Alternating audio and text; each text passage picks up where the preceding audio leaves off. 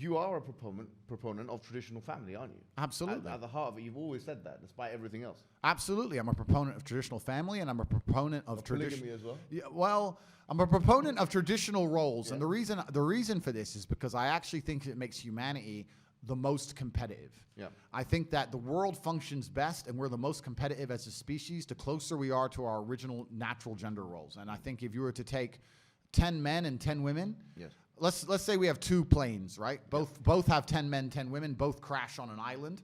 And if you had 10 men and 10 women who fell into their gender roles and the women started, foraging and the men started hunting and building and the women, made blankets and the men found animals to kill and we fell into our gender roles.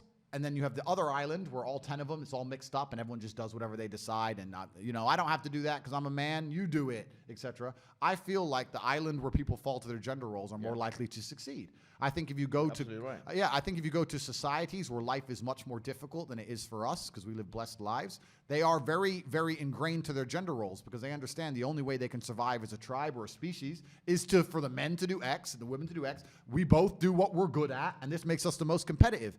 And I feel like if you want to have a stable society and a competitive society, and when I say competitive, I mean competitive in all realms, including safety, including having as many children as possible, not even competitive in a combative sense. I'm just talking about having enough kids to beat the reproduction rate, which we're failing to do in the West, and everyone being able to walk around without getting hurt. I think the way to do that is to be inside of our gender roles. I think that's the way it is. And I grew up, I tell you, I grew up in a place where the world was very different. I'm not even that old. I was 35, but I grew up in a completely different world. Like if a random man, a stranger, a neighbor, yelled at me as a kid, my dad would be like, yeah, yell at him. Like we were scared of our elders. Like my dad went to work, my mom cooked and cleaned, and looked after us kids. Like I grew up in that world. And people now are just trying to completely throw it out the window, and they seem surprised that society's falling apart in front of our very eyes.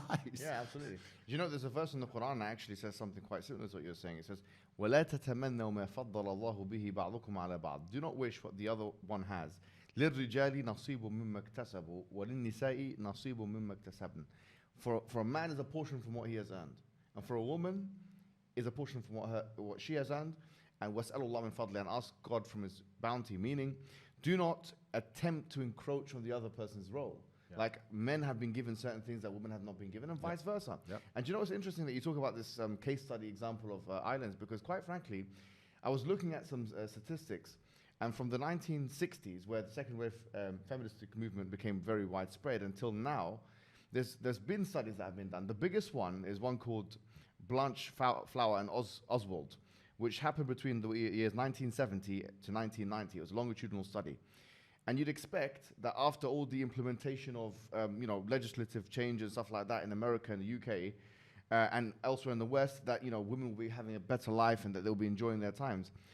But the conclusion of the study, after they've interviewed 100,000 women, this is the biggest study that I think has ever been done, 100,000 women in both the UK and the US. The conclusion was that women have a deteriorated situation.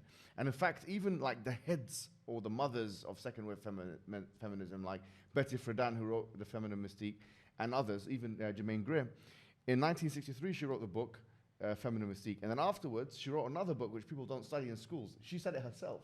Wow. She wrote a book called The Second Stage. She said, I'd done sociological experiments in the 70s, after the 60s, after the changes have been done in the 60s, and I found that in the 70s, women were more depressed. Yep. 1/3 of women, she states this in her own book, she says that 1/3 of women were worse off. It was really interesting. There was actually a magazine, very famous magazine, that done a poll on women.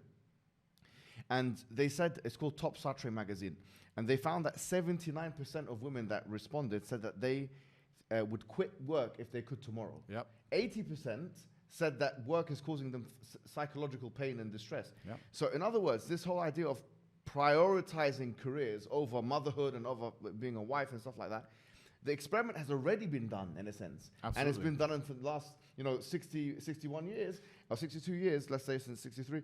And in that time, what we found has been a tremendous failure. Of course. Which has impacted women's mental health, their physical health, it's impacted families. One more thing I will say is that I was talking to one guy he's done demographic stuff called Nicholas Wolfinger. Yeah. And I asked him what families are most stable or whatever, by way of like the children turn out to be most educated and they're away from delinquency and criminality, these kinds of statistics.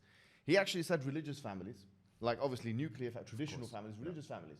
So we have the data to show that families that take this traditional role are clearly advantaged. They advantage women, they advantage children, they advantage men. Absolutely. So it is the model.